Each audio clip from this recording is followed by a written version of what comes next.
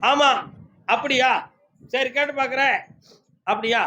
அதே காங்கேயம் எல்லை என் மகனுடைய உடல்நிலையை சீர்படுத்தி கொடு ஐயா.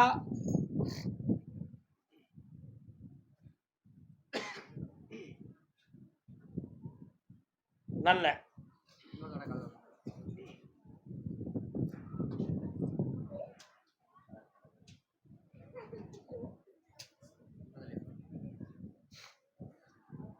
படிப்படியா இவனை நான் நல்லாக்கிடுவேன்பா, கவலைப்படாண்டா. எத்தனை முறை கூட்டுறது சொன்னேன்?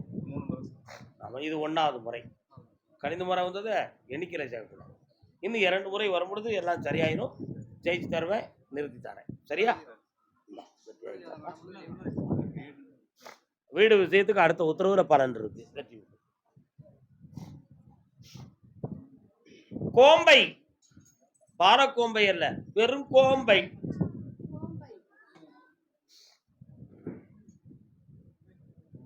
கோம்பை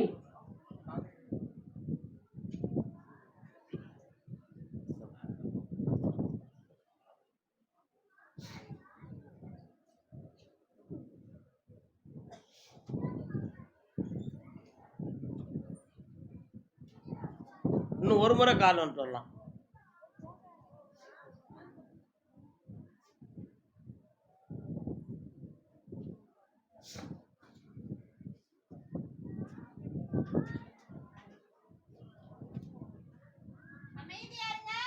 எந்த ஊருமா? அந்த பகுதியா? கோம்பை கொடைக்கானல் பகுதியா? தேனி மாவட்டத்தில் தேனி கம்பம் பக்கத்துமா உனக்கு? அப்படியே இரு, கூப்பிடுறேன். இன்னொரு தரம் கால் வந்துட்டோம்ப்பா.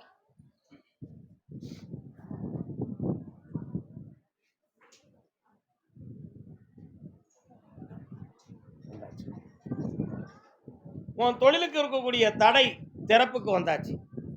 அதனால கவலையை தூர விடலாம். வெற்றியாகி தரேன். அந்த கான்ட்ராக்டை நான் உனக்கு வாங்கி தரேன். வெற்றி ஆகிடும். நல்லா இருப்பா. 2 கான்ட்ராக்ட் சின்னது வருது, அடுத்து பெரிய காம்ப்ளெக்ஸ் வருது. அடிச்சுக்கோ. இருப்பவரும் இல்லை என்பார், மடி நிறைய பொருள் இருக்கும், மனம் நிறைய இருடி இருக்கும். அமைதி அமைதி அமைதி. நான் கோட்டா நடத்தேன் இந்த வார்த்தையை சொல்றதுக்கு. ஏன் அப்படி சொல்லணும்னா, கர்மசாமி உன்னுடைய கட்டுமனைக்கு நான் போய் பார்த்தேன். மகளுடைய வாழ்க்கையில பெரியவங்களுடைய வார்த்தைகளால கொஞ்சம் நிம்மதி குறைவுகள் நடக்கும். உண்மையா இல்லையா? அப்படி ஒரு நிம்மதி குறைவான நம்முடைய வாழ்க்கையை இழந்து போயிருவோமோ அப்படின்னு நினைச்சு, மருமகன் நம்ம பொண்டாட்டி நல்லவா, நம்ம மாமனும் நல்லவங்க, அதனால நம்ம வாழ்க்கையை இழந்து போயிடக்கூடாதுன்னு சொல்லி அவன் குடும்பத்தை விட்டு அப்புறப்படுத்தி இங்க வந்திருக்கான். இப்போ கால் வந்துட்டு வரலாம்.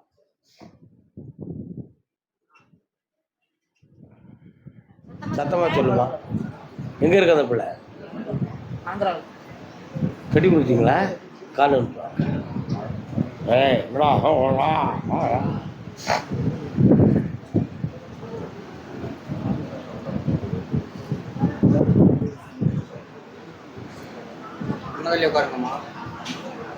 இடைப்பட்ட காலத்தில் உடல்நிலையால் பாதிக்கப்பட்டு மனவேதனை அடைந்தீர்கள். இப்போ நமக்கு உயிருக்கு ஏதோ ஆபத்து வந்துருமோங்கிற ஒரு உள்பயம் உங்களுடைய மனதுக்குள்ள ஊத்தலாடிக்கிட்டு இருக்கு. அப்படி எந்த ஆபத்தும் வராதுன்னு மேல இருந்து உத்தரவாயிருக்கு. தைரியமா இருக்கலாம். அதே மாதிரி மகா குடியிருக்கிற வீடு மாறணுங்கிற ஒரு நிலைமை நடந்துகிட்டு இருக்கு. அந்த வீட்டையும் மாத்தி தாரேன். அவங்களுக்கு பணம் வருமான சொந்தமான குளறுபடி அங்க நடக்கு, அதை ஜெயிச்சு தாரேன். வேற என்ன வேணும்? கால் வரலாம்.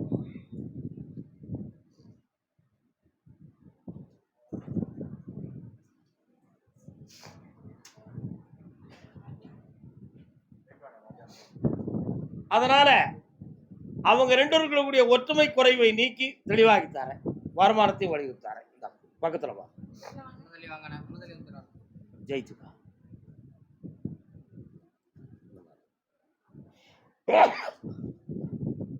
சந்தோஷமா. புதுக்கோட்டை,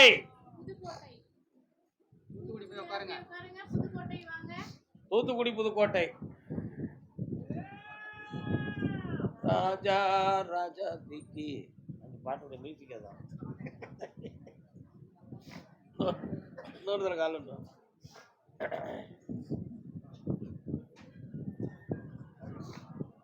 ஒன்றைப்பிடி அல்லது நன்றாய்ப்பிடி 2 பிள்ளைல ஒரு பிள்ளை கோயிலுக்கு வர முடியாது. அவங்கள அப்படியா 7 நாள் கடியலை விபூதி எடுத்துக்காங்க. ஏன் அடுத்த வாரம் வந்து உத்தரவு வாங்கிக்கிறீங்களா? வெற்றி மீது வெற்றி வந்து என்னை சேரும்.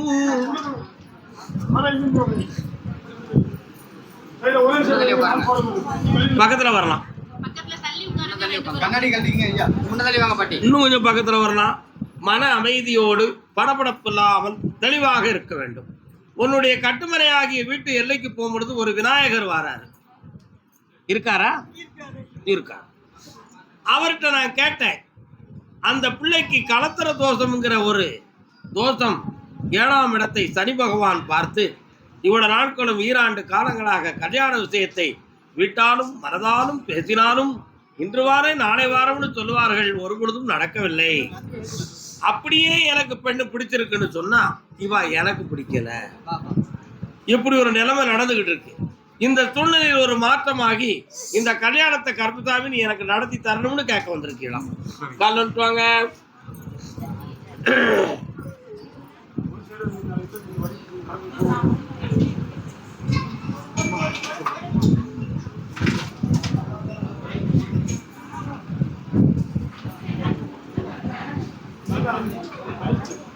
அதனால 2 பக்கத்தில் உள்ள சொந்தத்திலையும் மாப்பிள்ளை நமக்கு அமைய கூடாதுன்னு நான் சொல்லுவேன்.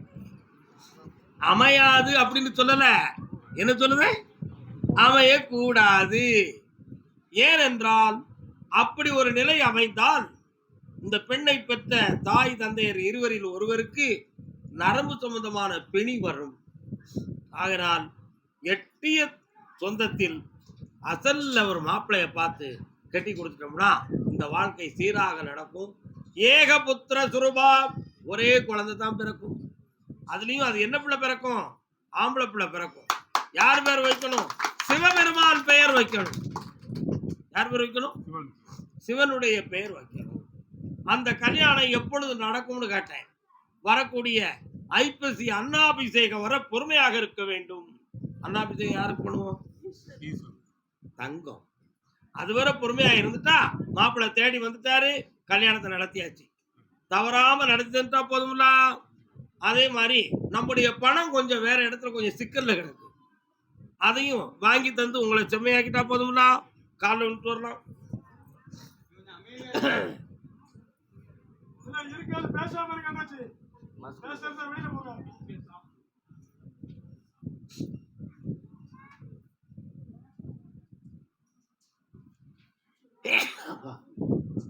உங்களுக்கு வெற்றியாக்கி தாரேன். ஜெயிச்ச 3 பிள்ளையுமே வீட்டில் இருந்து ஏன் வெளியே போயிட்டாங்க? உனக்கு கல்யாணமும் ஆகலை. 2வது பொண்ணு கல்யாணம் பண்ண 16 வருஷம் ஆகுது, குழந்தையே கிடையாது.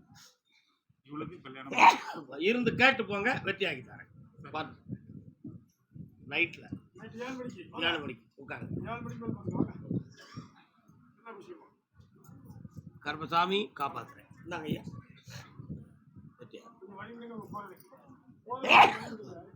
அதே சென்னை மாநகர் பொம்பளை பிள்ளைய கட்டி கொடுக்கணும்னு சொல்லி மன உட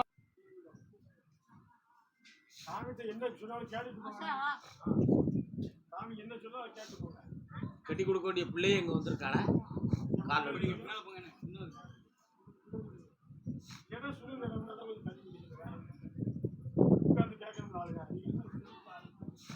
சௌரியம் கிடைக்காதுல்ல.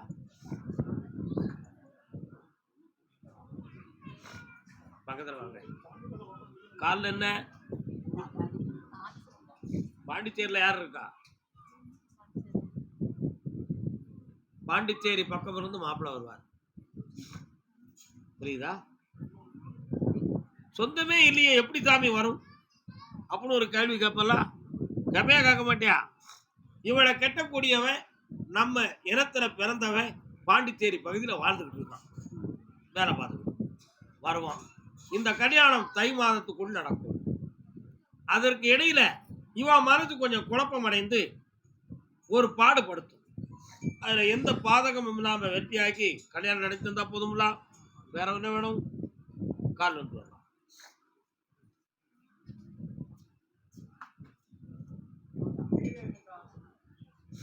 அது இப்படி அமைதியா இருப்போம் நாங்க, அதுக்காக வந்தோம். வேற என்னம்மா வேணும்?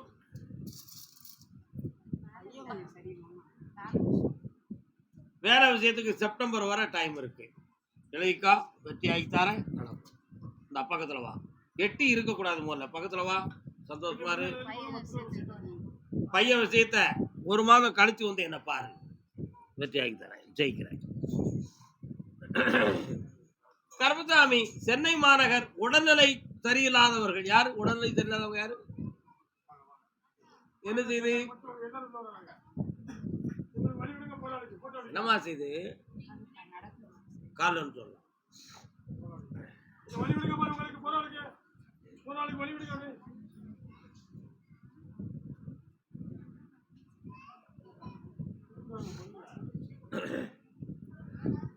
உட்கார முடியுமா?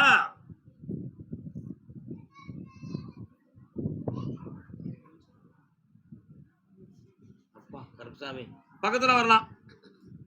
என்னம்மா செய்யணும் உனக்கு? ஆபரேஷன் பண்ண வேண்டிய ஒரு சூழ்நிலை இருக்குன்னு டாக்டர் சொன்னாங்களாமா? கண்டிப்பா பண்ணித்தான் ஆகணும். இந்த பிறவில ஒரு ஆபரேஷன் தேவைப்படுது. அதை நான் ஆபரேஷன் இல்லாம உனக்கு சரியாக்கி தந்துருதேன் அப்படின்னு ஒரு வார்த்தை சொன்னா அது பொய். அதை நான் சொல்லதுக்கு மேல எனக்கு கட்டளை இல்லை. அதனால ஒரு சிறிய அறுவை சிகிச்சைனா நீ சரியாவாய். ஏன்னா ஒவ்வொரு மனிதன் பிறக்கும் பொழுது கர்மாக்கள் எப்படின்னா, இவன் இன்னென்ன வருத்தங்களை அடைந்துதான் பக்குவப்பட வேண்டும், இன்னென்ன சேதத்தை அடைந்துதான் இந்த உடல் நல்லா இருக்கணும் அப்படிங்கிற விதியோட தான் மனிதன் பிறக்கான். அந்த விதியின் அமைப்பு படி பார்த்தா உனக்கு ஒரு சின்ன ஆபரேஷன் பண்ணித்தான் நீ செம்மையாகணுங்கிற விதி உனக்கு சரியாக்கி தரேன். வேற என்ன வேணும்? அந்த வீட்டை விட்டு நீ மாறணும். இன்னும் ஆமா 1.5 மாதத்துல மாறிடு, சரியா இருக்கும். அப்படின்னா படுத்துட்டு எந்திக்க முடியாது, கஷ்டமா இருக்கும். கண்ண முடிக்கா பாக்குறேன். மிக மன அமைதியா இருக்கும். தள்ளி போங்க.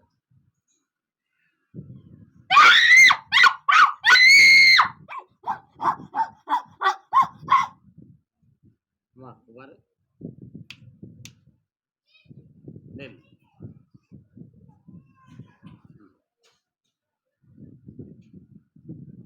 ஓகே. யாருமா நீ? செந்திராத, அமைதியா இருக்கு. யாருமா உங்களுக்கு?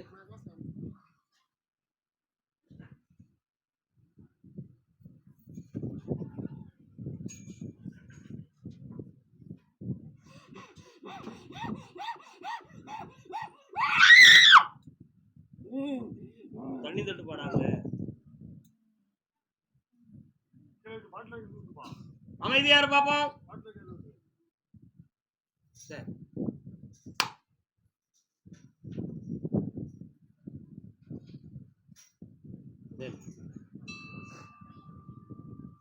நின்றுக்கலாம். ஏற்றுக்கலாமா? எந்திக்கலாம். இது முன்னோர்கள் இறந்து போன ஒரு ஆன்மாவில் ஒன்று. இது இந்த உடம்புல இருக்கிறது வரை இந்த ஆட்டம் இருக்கத்தான் செய்யும். மேல வரைக்கும் உடம்புலாம் சரியில்லாம இருக்கும். இதை நீக்கி தந்துட்டேன். இன்னையிலிருந்து நம்ம வராது, ஓடிப்போம். அடுத்த மாதத்துல இருந்து அவனை என்ன பார்க்க கேட்கவா, வேலையை பத்தி நான் பேசுறேன். இப்ப இந்த சக்திக்கு தான் விட இந்த தாய் இந்த பராசக்தி நல்லா இருக்கு. அடுத்து பேசுவோம். கல்யாணம் முடித்து கணவனுக்கும் மனைவிக்கும் பிரிவான நிலை இருக்குன்னு கேட்டிருக்கேன். மண்டையில யாருக்கும் புரியலையா? அவர் 70 வயசுல எனக்கு என் முன்னாடிக்கும் பிடிக்கிறக்காரு. நான் என்ன என் தலைவிக்கு நான் யார்கிட்ட சொல்ல? உன் புருஷன் எங்க இருக்கா? உனக்கு அவனுக்கும் பிரச்சனை இருக்கா? காலில் வந்துட்டுவா. இங்க கதை இப்படி இருக்கும், நீங்க அப்படி வந்தா என்ன அர்த்தம் புரிகிறதா? சாமி சொல்லிடுது போயிருவோம் அப்படின்னு நினைச்சு வந்தா நான் என்ன சொல்ல?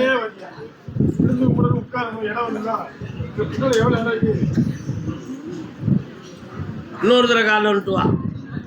ஆறு மனமே ஆறு, இந்த ஆண்டவன் கட்டளை ஆறு, சேர்ந்து மனிதன் வாழும் வகைக்கு தெய்வத்தின் கட்டளையாறு, தெய்வத்தின் கட்டளையாறு.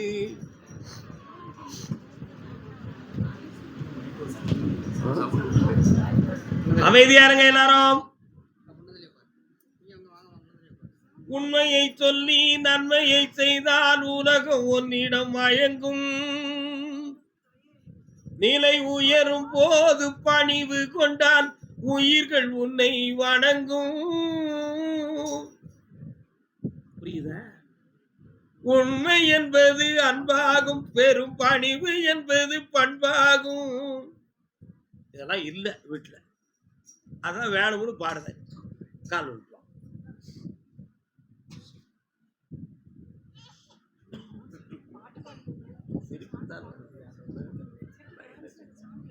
சும்மா இருக்கிறேனே.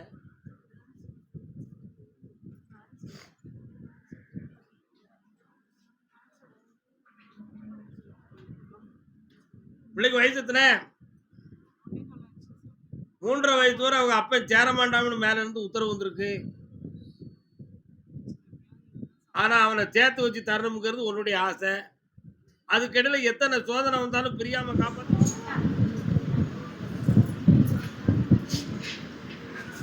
கழிந்த 4 மாதங்களாக ஒரு பெண்மணி என் புருஷன் கூட சேரணும் கோர்ட் வரை போயிட்டாங்க.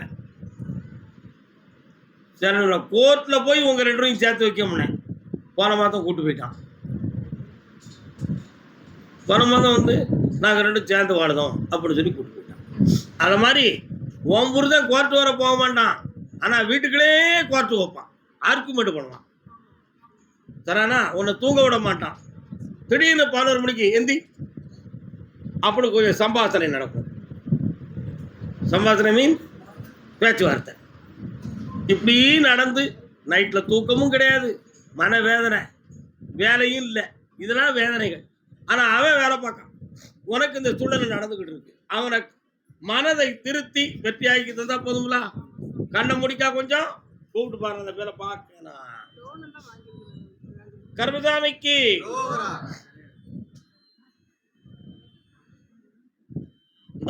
உன்னை ஏற்றுக்கிடுவோம். வர வைக்கிறேன். சேர்த்தாச்சு. பக்கத்துல வா. அம்மாவுடைய ஐடியாவை ரொம்ப கேட்கக்கூடாது. உன்னுடைய நலத்துக்கு சொல்ற மாதிரி தான் அம்மா ஐடியா சொல்லுவா, நல்லது தான் சொல்லுவா. உன் புருஷனுக்கு பிடிக்காது. என் முன்னாடியை வச்சு வழி நடத்த எனக்கு தெரியுங்க. ஓத்தா சொல்ல வேண்டிய அவசியம் இல்லைம்மா. வந்தாச்சா வேணே. அதனால நீ ரொம்ப ஐடியா சொல்லக்கூடாது. என் பிள்ளை வாழ்ந்தா போதும்னு கடவுள்கிட்ட பிரார்த்தனை பண்ணுறதோடு நிறுத்திக்கா. சரிண்ணா? லோன் எடுத்து அவன் அடைச்சிட்டு போறான். உனக்கு என்ன இருக்கட்டும். இப்ப அவன் முன்னாடி தானே வா. உன் பிள்ளை இல்லையே, அவன் பார்த்துக்கிடுவான். நான் பார்த்துக்கிட்டேன். வா, நல்லா இருக்கு.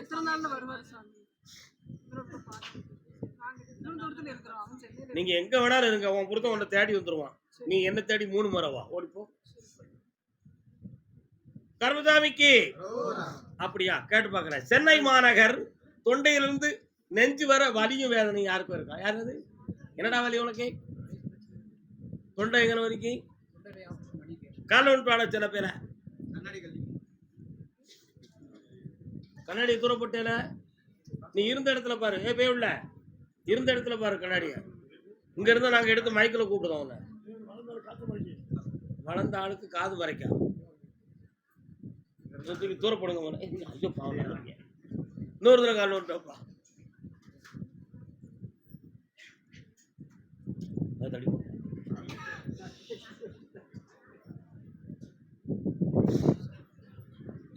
உன்னுடைய கட்டுமனைக்கு நான் போய் பார்த்தேன்.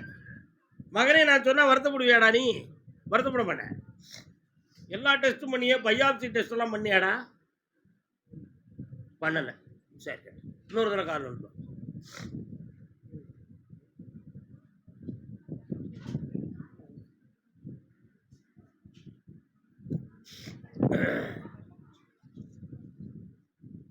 தீராத நோய் கேன்சர் போன்ற செல்லுகள் உன் உடம்புல இல்லை, நான் பார்த்துட்டேன். அதனால பயப்பட வேண்டிய அவசியம் இல்லை. இப்போதைக்கு உள்ளுக்கு வயிறு பக்கத்துல ஒரு சைடு மட்டும் வலி எடுக்கு. உண்மையா? அந்த ஒரு சைடு வலிச்சு அப்படி கீழே வர இறங்குது. அந்த வலி இரணியாவை தொடுமா அல்லது வயிறோட நிற்குமா அப்படின்னு ஒரு சின்ன சந்தேகம் இருக்கு. உண்மையா இல்லையா? கால் வந்துடும். நம்ம பெரிய ஸ்கேன் சென்டரே வச்சிருக்கோம், நம்மகிட்ட யாரும் பார்க்க வர்றதில்ல.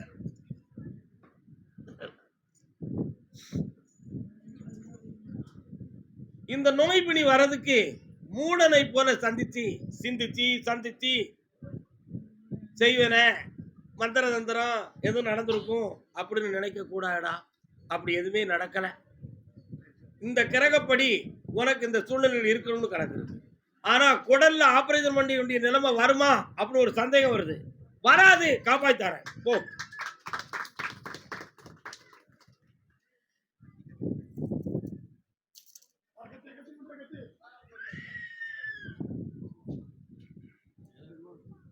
கருமசாமிக்கு கூட இருந்து காப்பாத்துறேன், கடனை தீர்த்தாரேன். வேற என்ன வேணும்? நல்லா இருக்கா என் பிள்ளை? கருமசாமி என்ன குதிரை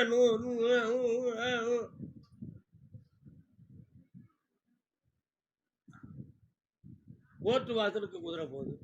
நீதிமன்றத்தில் யாருக்கும் வழக்கு இருக்கா? சென்னையில யாருனாவே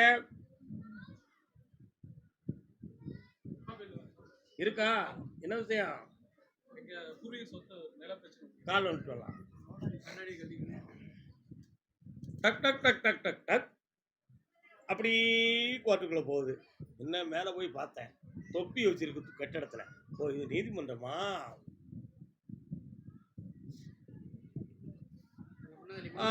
ஆனந்தம். தம்பி யாரெல்லாம் வந்திய? ஆள் குறையுது, ஆள் குறையுத. யாருக்கு கூட அளவுங்க? பக்கத்துல வா. என்ன செய்தவளுக்கு ஸ்கேன் எடுத்து பாத்தீங்களா? என்ன சொல்றாங்க?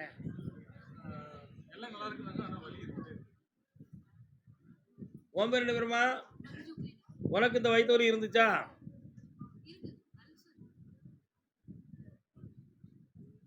என்ன படிக்கிற? இந்த வலி என்னைக்கு பட்டுருக்குமா?